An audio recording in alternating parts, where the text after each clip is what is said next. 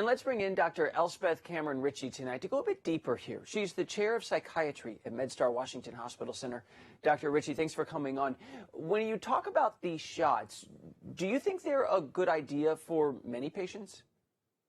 So the stellate ganglion block, the shot, is a very exciting possibility for many patients.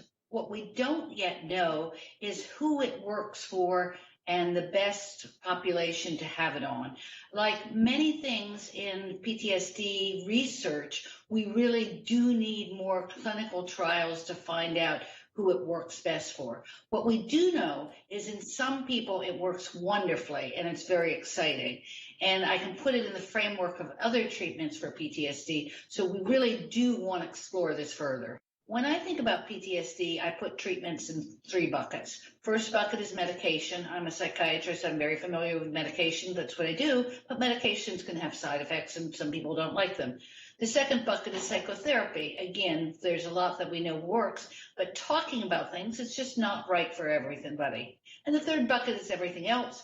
Everything else includes meditation, yoga, stellate ganglion block, acupuncture. Some people work very well with animals.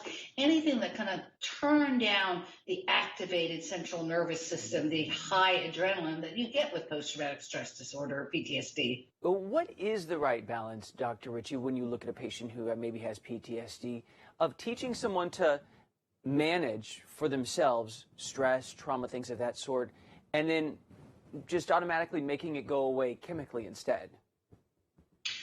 It's going to depend on the patient, and I'm really important to give patients options and then let them pick because they know themselves. So some people will be happy with my suggestion of a walk in the sunshine, especially in the winter when it's dark out. You really want to get outside and get that sunlight and that exercise. Other patients' symptoms are too severe and they're going to need some medication, especially when they're first getting started, because just the yoga and exercise by itself is not doing it. So they're going to need the help. And many patients do require supportive therapy or what's called exposure therapy, and others cannot tolerate reliving the trauma over and over again. One more thing I'd ask you to look into the future for us, if you would, these SGB shots. Do you think they will become more common? Do you think they could even be used perhaps in the future for adolescents? You know, I'm thinking of kids who experience trauma. That's always a tough one when you're talking about doing research on adults and applying that to kids. We're seeing that, of course, with the COVID vaccine now. I certainly would support the research into who helps. You know, one of the things we've done is a lot of research on men, and we haven't really done this much on women, yet we just apply the same rules.